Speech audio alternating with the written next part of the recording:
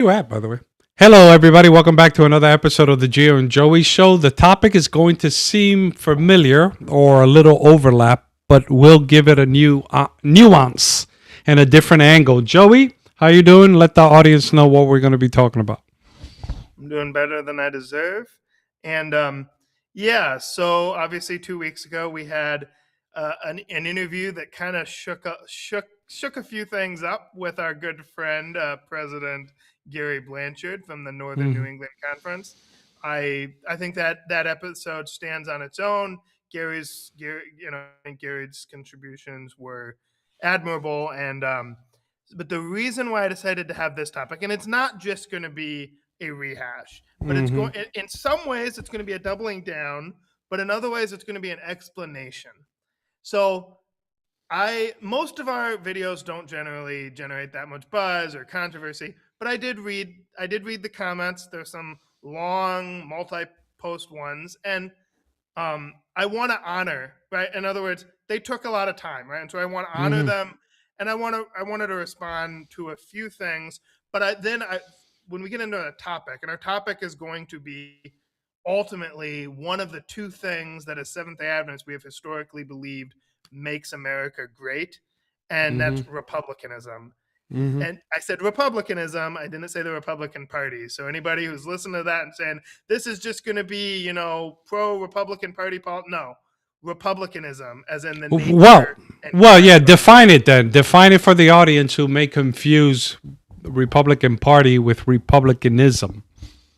Yeah, republicanism, right, where the party took its name, right? The party is new, right? And you can be a Democrat and support the Republic, and be a Republican, support the Republic. But republicanism is a form of government, right? It's really about, it's about checks, right? In other words, so it's not anti-democracy, right? And some people think like, oh, it's a republic or it's a democracy. No, a republic is a particular kind of democracy, and it's a democracy that checks democracy itself, right? And I think people fight a lot over exactly, what is republicanism, but I really think that's kind of the core of it. It's the government, it's still government that rests in the consent of the governed, right? It shares that with, say, popular democracy. But what it's different than just simple popular democracy, and what I would mean by that would be a government like, say, the ancient city-states in Greece, right? Where now, obviously, they didn't have universal suffrage, but every citizen, and by every citizen, I mean men of noble birth, right? Every citizen voted on everything, right? So when they're trying to debate what the laws of the nation should be, every citizen was to come in and cast a vote on, the nature of the laws for the city. That's popular democracy. But republicanism, right, like democracy, it rests the legitimacy of government in the consent of the governed, so the people still rule. And this is why I think the American founders were some of the most brilliant men that ever existed, but certainly America was blessed by having the most brilliant minds of their time all in one place at one time in order to form a government. And they were very well read, right? Whether it was whether it was the Bible, particularly the Old Testament, but also the New, whether it was the ancient Greeks, whether it was the Romans, right? They were incredibly well read. And Aristotle, right, talked about, right, the wills of the people, or people having kind of two wills, right? A higher will and a lower will, right? And I think your lower will is kind of your base instincts, right? It's the part of you that easily caught up in a mob, that's caught up with the news of the day, the urgency of it, right? And you're like making decisions quick and whatever. And popular democracy captures the lower will of man really well. So yeah, because it's about majority rule. It doesn't take into account the rights of the minority. So whatever the majority wants, and that's the problem with straight up democracy.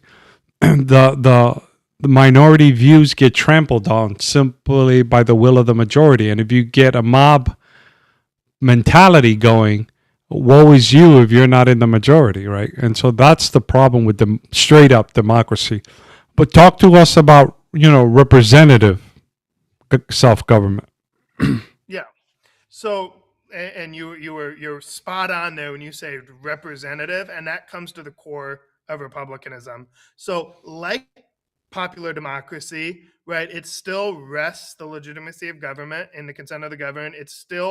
Seeks to it still seeks to translate the people's desires and will into policy, into government. They still have a say in their government, but it seeks in a republic, in republicanism, it builds up institutions, right? And it has constitutional checks on democracy itself so that maybe the people can't get their passions, right? The things that they want right here and now, they can't always immediately transfer that into policy, but it's supposed to have institutions and the people's will filtered through a process that at the end of it, I think when the system is working well, right, and when we guard, right, and we have Republican virtue and all these things, right, it gets to the higher will of the people, right? And so one of the ways in which it does that is we have checks on just a simple majority, right? In other words, in order for there to be change. And by the way, this thing that I think is a plus of the system can be frustrating at times because it requires compromise, it requires time, it requires deliberation, right? In other words, you can't just change the law very easily on a whim, but you have to work really hard to sustain, majorities, right, and to change public opinion, and it takes a long time. And so on some things where there's some people who say they may want an energetic government response on something, they can get frustrated with the gridlock. But that same process is the reason why, like, at various points in American history, it would be very possible, and we could see this by when we look at other like Western democracies, right, that don't have the same kind of constitutional rights like enshrined that we do. Is there have been like America is not exceptional as far as like America is exceptional, but Americans as people, right, we're people like everyone else, right? And so Yeah. We don't there spit have fire. certainly been moments in American history where you could have easily gotten a 51% vote to silence someone or to silence a group of people and to get rid of their free speech rights, right? Or to get rid of the Second Amendment and take away all guns. There's certainly been moments, certainly in moments of moral panic, or like this ideology is just so bad, right? And a majority of people hate it, right?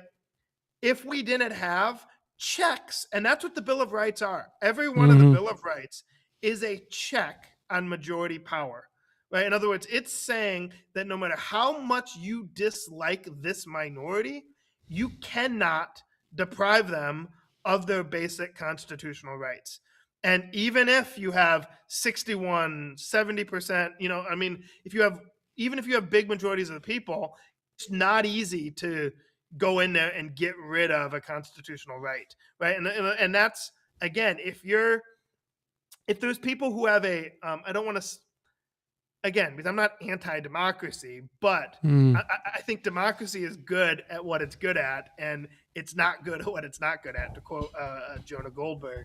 But I think that there are some people who have too much of an infatuation with democracy and saying the problems in our system are everything that's not completely democratic. And I think that they're overlooking, I think that they're foolish to do that, because ultimately it's some of those things, some of the things that we most care about as Americans, right? Namely our individual rights and freedoms. If they were purely up for a vote, there certainly have been periods, and arguably now, when one or more of those things could have gotten a majority vote to get rid of, at least for unfavorable groups. Well, and I think now it's the point you're making, right? Because what a straight up democracy doesn't protect is liberty of conscience.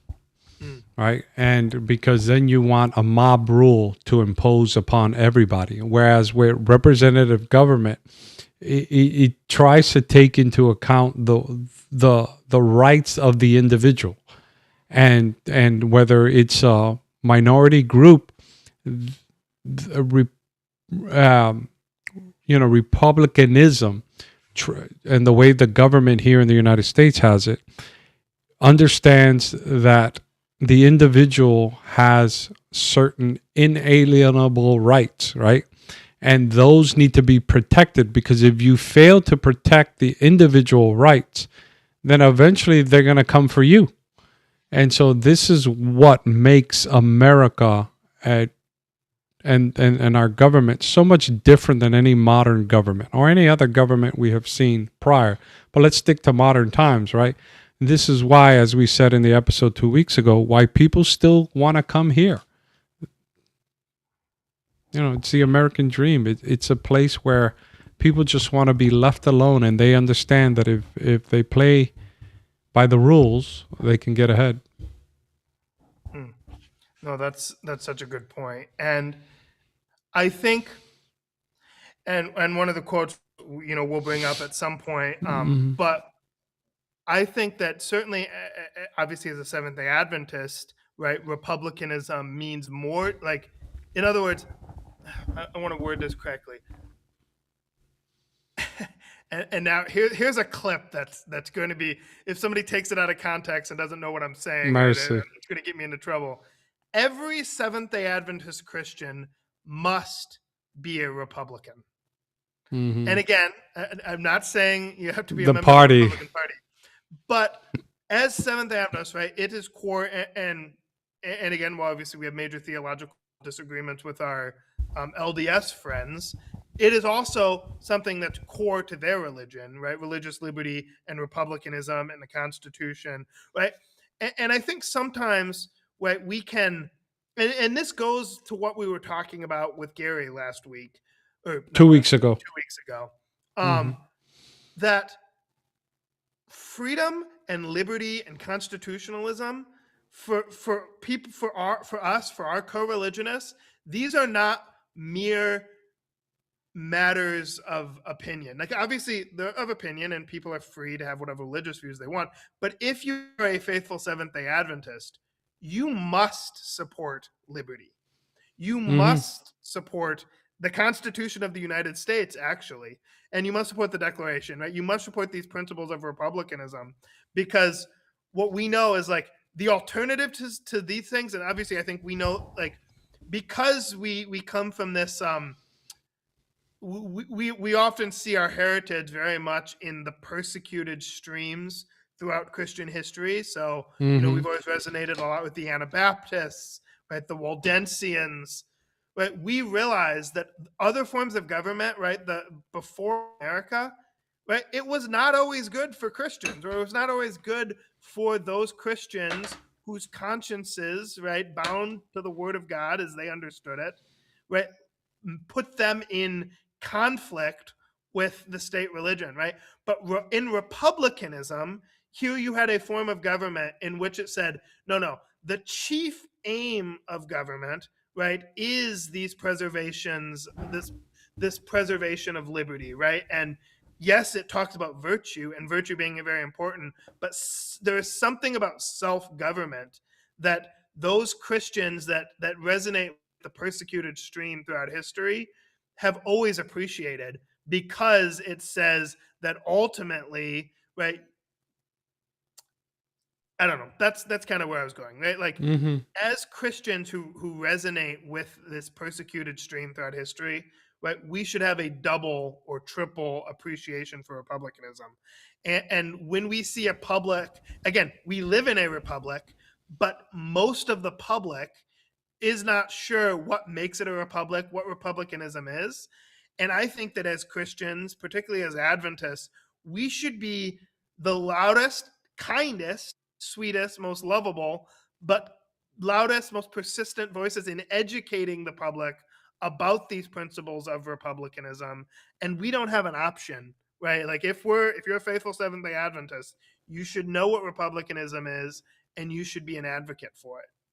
So what's the alternative, right? If we don't have it, and what's the alternative? And we see it, as we spoke with Gary 2 weeks ago, that there is a rise of groups that don't want that. They may claim it, or they may acknowledge it in passing in theory, but ultimately they want a Christian nation. And you and I have said this in the past, that we want a Christian nation too, but it depends. But the way we want it is a lot different than what others say how they want it. And so talk about that. Yeah.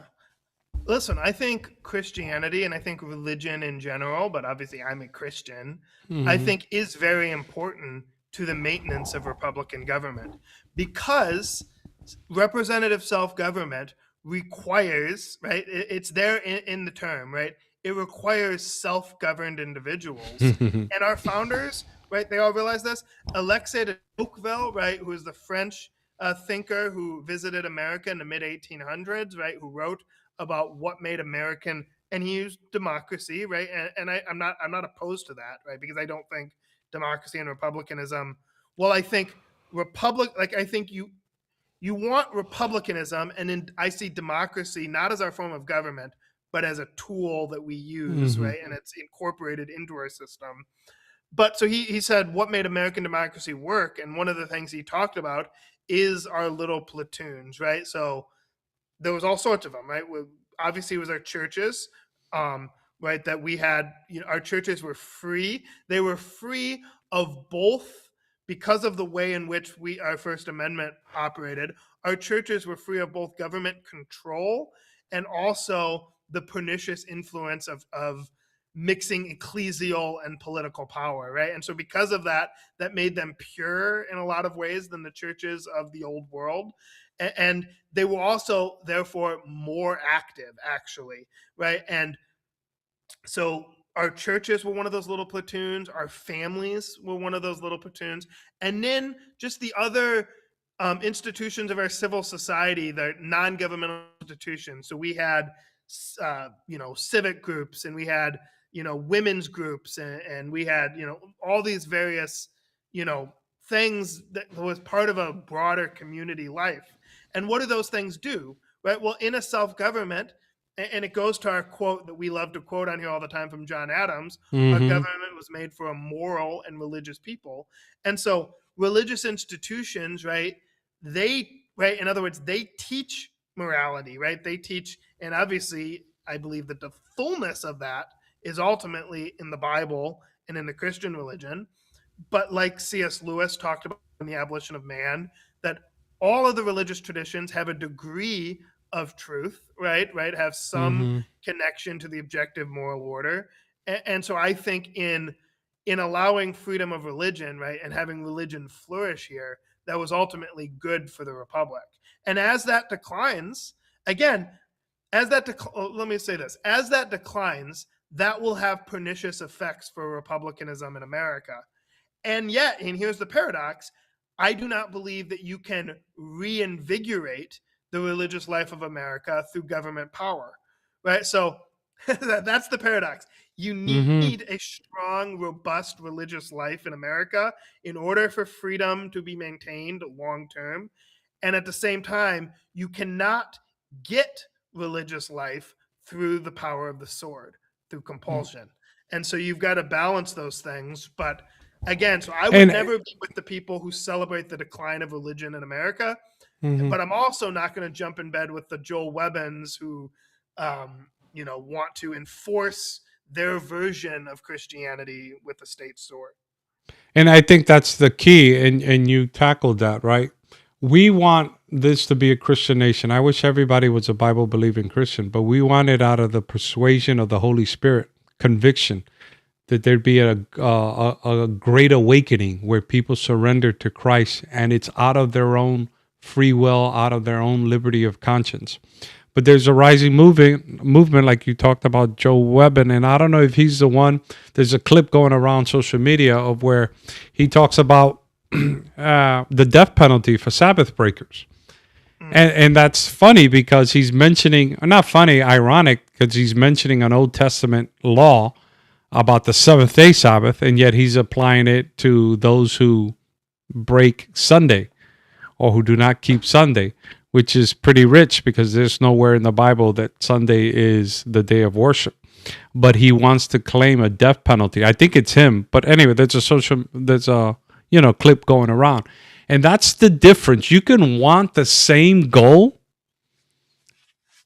but from different approaches. And we've seen, right, part of the founding of this nation, people think it's always about taxes, but it's about religious liberty. People wanted that freedom to worship. Because if you look at Europe and that era, Protestants and Catholics alike, as we like to point out, they were trying to dictate. Calvin had people killed. Other Protestants had people killed. The Catholic Church killed a bunch of people, all to force religion. And that can never be part of a successful government, nor obviously a successful theology. No, 100%. Right. Obviously, we know when. This is why, right?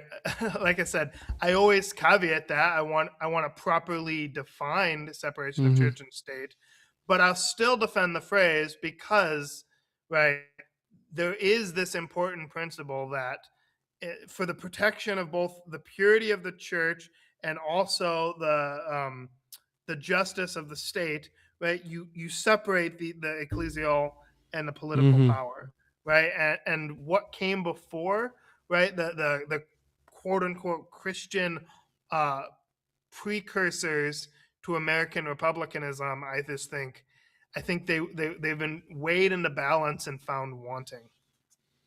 Okay, now part of the. Hold on, let me get it on the screen here. Where do we go? Oh yeah. Now it's this whole notion of Jesus says this. Then the Pharisees went and plotted how they may entangle him in his talk. And they sent to him their disciples with a Herodian, saying, Teacher, we know that you are true and teach the way of God in truth, and nor do you care about anyone, for you do not regard the person of men. Tell us, therefore, what do you think? Is it lawful to pay taxes to Caesar or not? But Jesus perceived their wickedness and said, Why do you test me, you hypocrites? Show me the tax money. So they brought him a denarius. And he said to them, Whose image and inscription is this? They said to him, Caesar's. And he said to them, Render therefore to Caesar the things that are Caesar's, and to God the things that are God. When they heard these words, they marveled and left him and went away. So the question to you is, right, and let's discuss this, right? How do we find the balance of rendering to Caesar what belongs to Caesar and what belongs to God? And how do we make sure, biblically, not to mix these two things up? And what is the sphere of Caesar and what is the sphere of God? Well, we could obviously probably go back and forth with lots of things that would be withheld for God to God's sphere versus Caesar's sphere. But the first, and this, by the way, from Thomas Jefferson to James Madison to George Washington, all of the American founders would have agreed with this. But in matters of conscience, right, those are, and that's the reason why they talked about inalienable rights. Ultimately, what that means is that even if you wanted to give these things up, you would not have the right to give it up because it's inalienable, right? In other words, and your rights of conscience are inalienable because they can't be owed to God. And obviously this, and it goes into a deeper, and I'm actually still trying to get a certain guest who has delved into specifically the Declaration and the morality of it. But the short part is the argument that the Declaration was made was an argument grounded in nature and nature as observable by reason, right? And so right, the argument for the founders is this, right? We can know through unassisted human reason, apart from revelation, that we are human beings, right? That there is a certain equality that exists between all human beings, but that we are a middle being. And whether you believe in God literally or whether you simply believe in or simply you just accept the kind of the idea of the God of philosophy, right? And maybe you're not really a believer, but as long as you have this kind of vague idea of a creator, and obviously I think it fits perfectly with Christian theology, but you can know that we are not God, right? In other words, what's the standard Amen. philosophical definition of God? All knowing, all powerful, all good. Well, we can know as human that we are human beings, that we have a common nature that connects us to other human beings, right? Regardless of their race, regardless of whether or not, they may have some deformity or, a handicap or whatever. We can know that there is something, a universal human nature that we share, that it's got good things about it, but ultimately it's fallen, it makes mistakes, it's all these things, but it has the capacity to reason. We can know that we have the capacity to reason, and so therefore we can know that other people who share a nature with us do, but we also know that we're not all knowing, all powerful, all good. So we're below God, or some people would say gods, but we know that God, and we'll just use God here, the biblical God. We know he's up here, but we know we know that beasts are down here, right? Beasts of burden, right? So that's the animals. That's all the other non-human creatures, right? And so we can know through unassisted human reason that we share a common nature with other men. We know that we're not gods. We know that we're not beasts. So we're not gods meant to rule over other men, right? That was very important to founders. And we're not beasts, and no other man who shares our nature is a beast to be ruled by other men. We are human beings with reason and conscience, right? And so you cannot alienate, even if you wanted to, your conscience to another man, and you cannot alienate to government, right? Or, to go along with the verse we read, to Caesar. So your conscience can never be the realm of Caesar, right? You can only owe duties of conscience to your creator, right? And so that's something, right? Whether it's the ways in which we saw conscience violated in 2020, right? That your conscience you cannot alienate to another man. But unfortunately, you bring up what happened in 2020 with COVID, but even now, right? You see, at least in social media, because to be honest, here in Oklahoma, you don't see this stuff. I mean, it's just people minding their own business, trying to work, trying to make ends meet. But on social media, you see, and in the news, this. Well, look what's happening with the Lindsay case. Clancy, I think her last name is. Yeah. Like, the mother. Yeah, the mother who killed her 3 kids and is now pleading for insanity as a defense. The amount of rally around that shows, in support of her, mind you, they've raised over $1 million, shows lack of individual thought. It's just group mentality to the extreme. And you see the detriments of that when you see mothers rallying with newborn babies in their hands outside the court, all dressed in pink. I saw, and so I saw a tweet, and I don't know if it's true, in this day and age, but it's going around viral, of a text exchange between a girlfriend and a boyfriend. And she says, the top text says, "Are you really going to break up with me for my opinion?" And then he goes on saying, "Look, if you sympathize with this, how can I ever trust you with any future kids?" And he's not trying to force her. And he's, in the sense of, he's not saying you can't have your opinion. It's just, can two walk together lest they be agreed? And so, trying to not wrap it up, but tie it back to this. This is why individual liberty is so important. No one should want to be ruled by the mob. And when you allow that, there will come a time where the mob violates what you think is right. And that's why it's so important, the phrase, I don't know who said it, give me liberty or give me death, right? Patrick Henry. Yeah. Liberty is so important.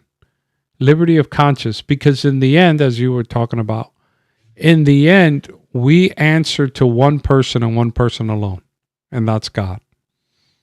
Oh, the mob bullied me. No, you should have trusted me. Oh, my husband bullied me. My wife bullied me. My children bullied me. No, you are created in the image of God. Therefore, act like it. Just like, going back to the text we read, right? Render to Caesar what belongs to Caesar, right? Our money, our taxes, and all that. That has the inscription of Caesar.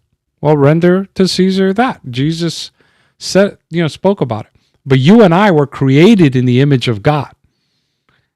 And so we need to render back to whose image we're created. And that's why I like to say I live for an audience of one. I took that from something, I don't know from what, I think it was a movie. But regardless, right? It's the truth when you boil it down. No one, and I'll stop here, but no one, I think, wants to pay a price for something they don't really truly believe in. I think about it, right? If you're going to go to jail because you gave up to the whims of the mob and then you fully regret it, is different than you being fully convicted for your faith and willing to die for it. Right? Because then you can know you were true, as a famous quote says, as true as the needle to the pole. Right? We're not going to deviate. And this is important. And America at the moment, even though it's founded on republicanism, is headed in a trajectory based on Revelation 13, where that's going to be put to the test. And that's where the majority eventually are going to give in and try to change our government. And I want to put this up. You can see it? Yep, right? That quote that we like to quote. Our Constitution was made only for a moral and religious people. It is wholly inadequate to the government of any other. And why? I like this quote because why? Because we owe allegiance, right? A religious people understand that there is something greater than self. And obviously in Christianity, the two greatest commandments is love God and love your neighbor as yourself. If everybody would follow that here in the United States, there'd be no more pain, no more, like murders. Yeah, there'd still be cancers and stuff like that. But even then, that would be diminished if we truly, truly loved God with all our heart, mind, body, and soul, and loved our neighbors ourselves. And that's what's happening in the United States. Those are being eroded. And as you were saying, we should be preeminent in sounding the alarm. And I love all those points. And along those lines, right? So like I said before, right? Those rights are inalienable, meaning even if you want to alienate from yourself your rights of conscience, you can't. But here's the thing. That doesn't mean people cannot violate their conscience. They can have, or they cannot have proper, ill-formed consciences. They can't, right? And there are people who violate their conscience all the time. Now, my point about saying it's inalienable is that can never be justly done, right? So whether it's a government by force violating the rights of conscience, yeah, that happens. We see that. I mean, China exists today. Iran exists today. Right? That obviously happens, but it can never be done legitimately under the laws of nature and nature's God, right? And ultimately, ultimately God is over all, right? And so ultimately, there is a natural order. There is a reason in the cosmos that's not a theocratic statement, right? We are made in the image of God, right? That is why we have worth. That is why we ultimately have rights. And it's not like what's that popular, every atheist and every scientific person's favorite philosopher, Yuval Noah Harari, says, right, Mm-hmm. that our rights, and to his credit, right, he's not arguing for us getting rid of rights, but he says, right, ultimately, that our rights are convenient fictions that we have created, right? And he says to his credit, he says we should maintain the fiction because Mm-hmm. he doesn't want to live in a society that doesn't have the rights. But he's wrong, ultimately, at a fundamental level, right? Our Mm-hmm. rights are not convenient fictions because we are not, right, at just simply atoms. We're not just simply cells. No, we are human beings made in the image of God, living in a universe of order, right? Created, right, by certain natural laws, right? And those things are real, right? And so our rights are real, and that means our duties are also real. And so, yes, you can live in such a way as to either under a government that violates your rights of conscience by force, or even in a free society, you can be a type of person who doesn't rightly form your conscience, right? And so, some of that may be because, maybe you didn't have parents or a church family or community to support you, and some of that may not have been your fault. But also, you can just have decided, and this is a simple example, that you would rather get welfare than work, and Mm-hmm. Mercy. that's not to say that everyone that's on welfare Mm-hmm. obviously is in that scenario. There are people who legitimately need help, and so I'm not speaking of them, but we all know that there's people who abuse it. You can I mean, choose to yeah, be a look person. at all the fraud that's been uncovered here in the last couple of years with Nick Shirley in Minnesota and California and other places. Uh, yeah, it's ridiculous. But if that is the case, whether it's the government abusing conscience, right, by force, or whether it's the person who's because of circumstance has not been educated and not had their consciences develop the way that they should, or trained the way they should, or whether it's people who have chosen, right, sloth or lust or some other vice to give themselves over to, that still does not alleviate them of the reality of their conscience and their Mm-hmm. conscience rights. And so I would just say that kind of whole idea is something that's really important to the idea of republicanism and just free government in general. Mm-hmm. You know, I want to put up scripture again here, and we've been talking about this, right? So I just want to go through it. Right? It's let every soul be subject to the governing authorities. Because I don't want anybody to mistake the fact that we don't love this country and that we don't think we should be good citizens, right? Or whether you are more liberal or more conservative, you can be that in this country and stay within the realms of not being a criminal, right? That's the beauty of liberty of conscience, that there is a big swath of ideas that you can hold. Nevertheless, the Bible says, let every soul be subject to the governing authorities, for there is no authority except from God, and the authorities that exist are appointed by God. Therefore, whoever resists the authority resists the ordinance of God, and those who resist will bring judgment on themselves. For rulers are not a terror to good works, but to evil. Do you want to be unafraid of the authority? Do what is good, and you will have praises from the same.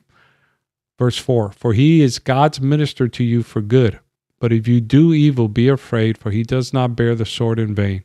For he is God's minister and avenger to execute wrath on those who practice evil. Therefore you must be subject not only because of wrath, but also for conscience sake. For because of this you also pay taxes, for they are God's minister, attending continually to this very thing. And this is where, God, Jesus, and what we read, right? Render to Caesar what belongs to Caesar. Render therefore to all their due, taxes to whom taxes are due.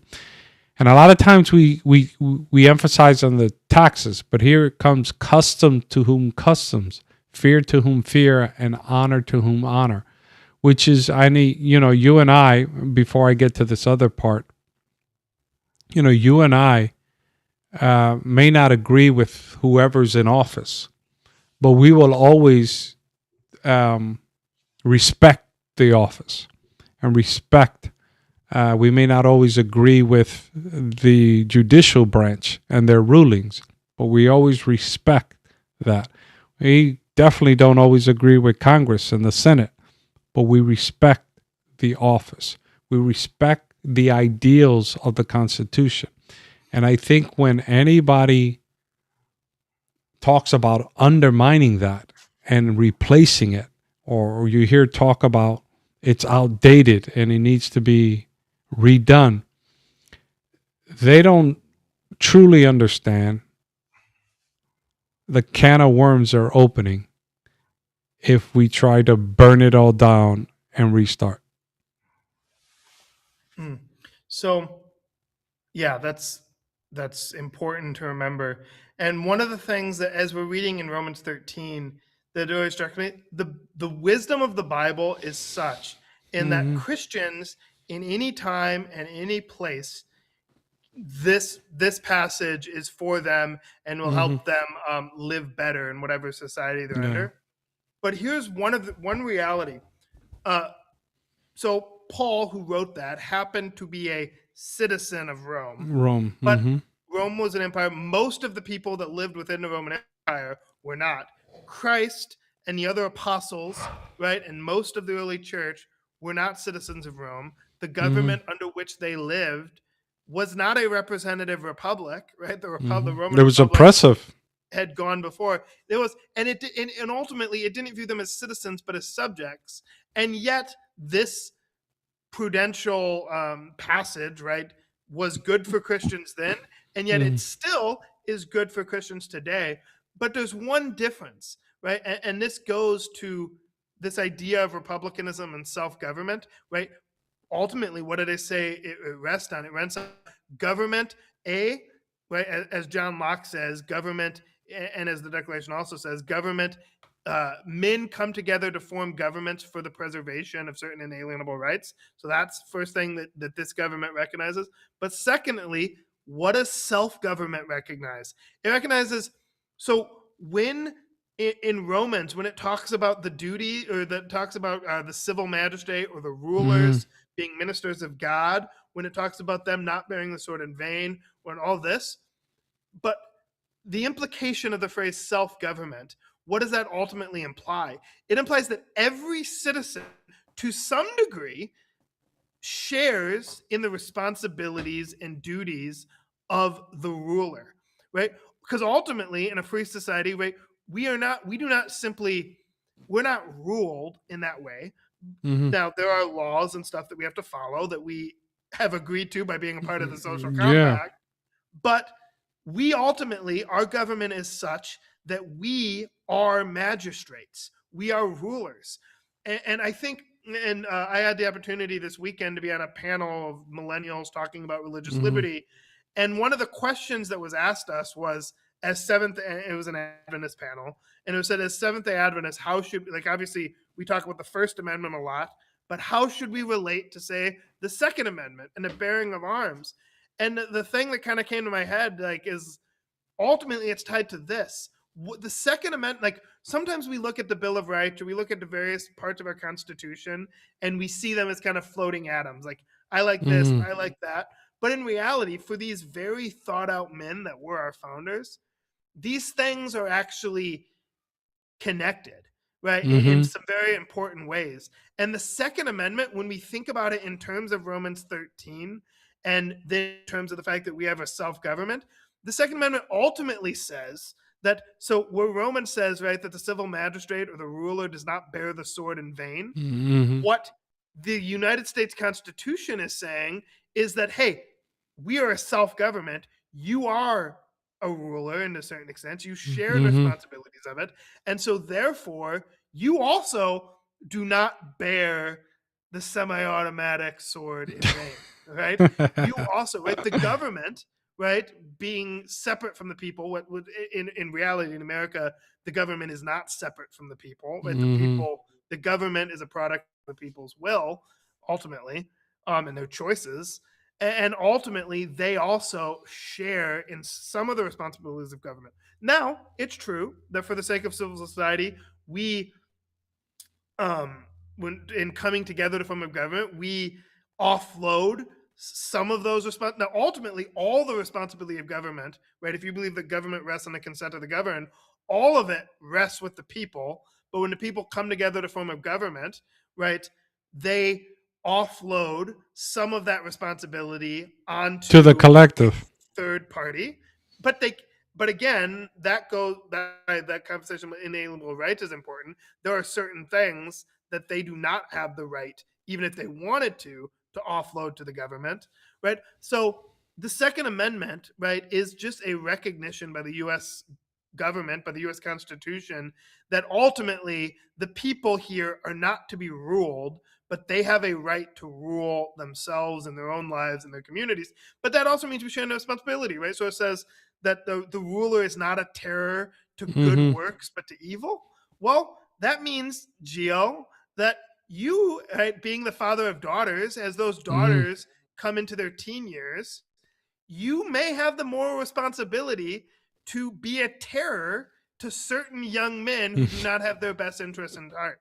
Right? You may have a moral responsibility to be a terror to someone who would break into your home in the middle of the night and Mm-hmm. threaten your wife and daughters, right? Yeah. Or we have a certain, right? In other words, so yes, police forces exist. That's good. You should call them, all those things. But just because there's a police force doesn't mean that you offload your defense and the defense of your family and your person to the government, but you also share in that. Yeah. Yeah. I mean, yeah. And I think, before I read this, to go along with the point you're making, is even though liberty of conscience is supreme, in the end, you answer to God. Part of that is your responsibility, that it's not rugged, it's not 100% individualism as far as living in society. There's a balance between your liberty of conscience, which you shouldn't violate.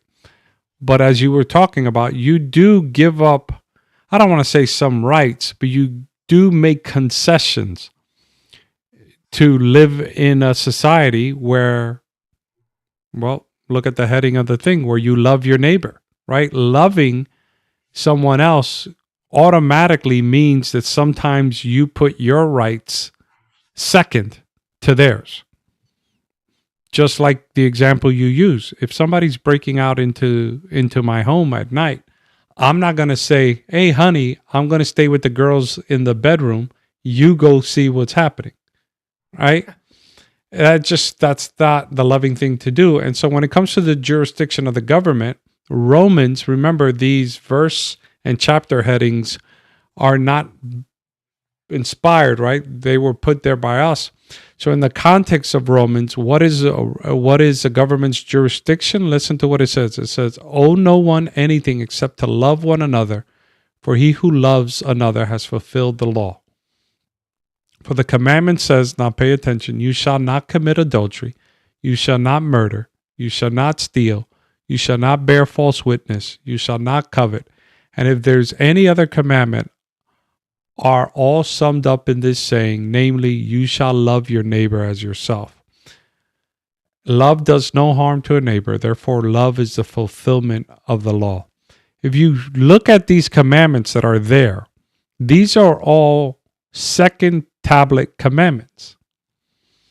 And we all know the two greatest commandments is love God with all your mind, body, and soul, and love your neighbor as yourself.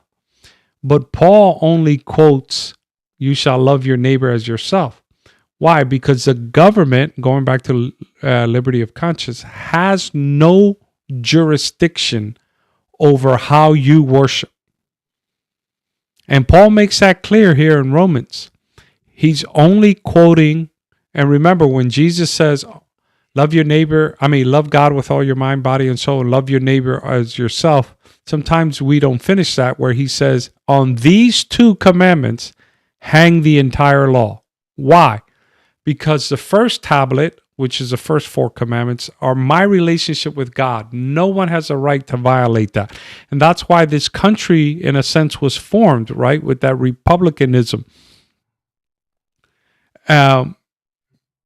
Because in the old country, right, in Europe, there was all these religious wars and religious persecution, and the French Revolution was fighting against the tyranny of religion. And all of that happened because these principles were not respected. And so when we respect these principles and let people worship according, but knowing that we have to love each other as well, then we can have a government that'll thrive. Unfortunately, prophecy tells us that there will be people who are going to want to violate that and destroy that separation, which is why I want to bring this up, because we got to wrap up here. But a well-known quote, right? When a religion is good, I conceive it will support itself. And when it does not support itself, and God does not take care to support it, so that its professors are obliged to call for help of the civil power, 'tis a sign I apprehend of its being a bad one. And look, and we see modern examples of that today. You know, I hate to call out my Islamic friends, but Islam is a perfect example of how mixing church and state is not conducive to a thriving society. You know, a lot of Muslim countries do not have a thriving society where everybody's afforded these liberty of conscience. And when taken to the extreme, like in Iran, it gets even more oppressive and more destructive. That is not going to be any different if it's wearing the garb of Christianity that tries to force liberty of conscience. Right? We hate on Islam for that, but those who want to force Christianity are falling in the same ditch. All right, I'll give you the last word, and then we got to go. Before we have a closing thoughts, could we bring up that quote from GC, page 88? Or no? Yeah. See page 441, I think. Yeah, give me a second. Honestly, if you just wanted to pull it up in the text stream, I don't think I think Yeah, no, don't worry about it. I got it for you. Once it's up, I can read it. Mm-hmm.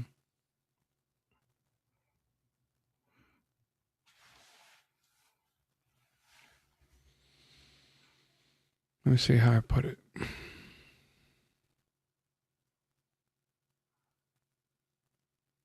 Oh, just give me a sec. Oh, good. Don't worry, audience. This quote will be well worth it. You think it'll be worth it? No, I like the quote. Just give me a It's sec. one of my favorite quotes outside of the Bible, of course. One of my favorite political quotes. I hope it's large enough. Maybe not, but go ahead. Well, I can read it. Yeah, I can read it too if you want. I got okay, it go ahead. Yeah, but it's up there. And so here the author is alluding to Revelation 13, which we talked about a lot in our last show. But it says, speaking of the second beast of Revelation 13, it says, and he had 2 horns like a lamb, right? So that identifies that this is the thing that's going to be, right, in the final crisis, the second beast of Revelation. And he had 2 horns like a lamb. The lamb-like horn, so this is the good portion, the good phase. The lamb-like horns, the Revelation 12 America. The lamb-like horns indicate youth, innocence, and gentleness, fitly representing the character of the United States when presented to the prophet as coming up in 1798. The Christian exiles who first fled to America sought an asylum from royal oppression and priestly intolerance, and they determined to establish a government upon the broad foundation of civil and religious liberty. The Declaration of Independence set forth the great truth that all men are created equal and endowed with the inalienable right to life, liberty, and the pursuit of happiness. and the Constitution guarantees to the people the right of self-government, providing that representatives elected by the popular vote shall enact and administer the laws. Freedom of religious faith was also granted, every man being permitted to worship God according to the dictates of his conscience. Republicanism and Protestantism became the fundamental principles of the nation. These principles are the secret of its power and prosperity. The oppressed and downtrodden throughout Christendom have turned to this land with interest and hope. Millions have sought its shores, and the United States has risen to a place among the most powerful nations of the earth. Mm-hmm. So yeah, I mean, that's why, right? Obviously, as an Adventist, but I would argue that, you know, just as a Christian in general, we should be supporters of liberty, and plenty of Bible passages, and we've talked about that. But certainly, I'll go back to that statement that if it's clipped and people don't understand what I'm actually talking about, they'll try to cancel me. But every Seventh-day Adventist must be a Republican, right? Every single one. You don't have an option. It's right there. We read the quote, right? Republicanism and Protestantism. And what it means by Protestantism does not mean... And he's not talking about Republican Party. He's talking about Republicanism before you get me in trouble. No, go ahead. We don't want to get anybody in trouble. You got to listen to the whole. If you take quotes out of context, shame on you. Yeah, exactly. Looking at you, audience people. But no, right? Protestantism, right? It doesn't mean that the country was only for Protestants. It doesn't. America did not have a national church. But what it means, right, is these ideas of religious liberty came from. Ultimately, they came from the Protestant colonists that came to this land, particularly Baptists like Williams. So that idea of religious liberty mixed with this idea of republicanism or self-government that we've been talking about.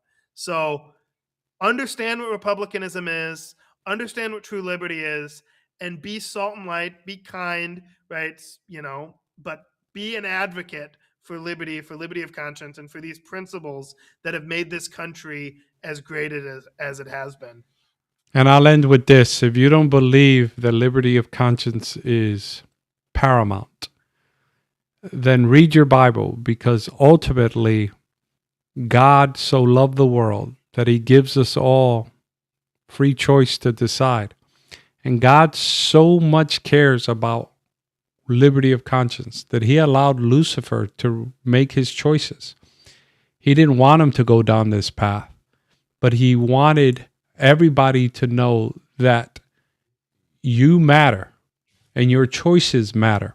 And ultimately, those who live with God for all eternity will be those who have been true to their calling from God and will have freely chosen him and will freely worship him for all eternity. No one will be forced. So why dare we try to force anyone here? I want everybody to surrender to Christ, but I want it because the Holy Spirit has convicted them by persuasion. Until next time on the Gio and Joey Show, be blessed. Amen.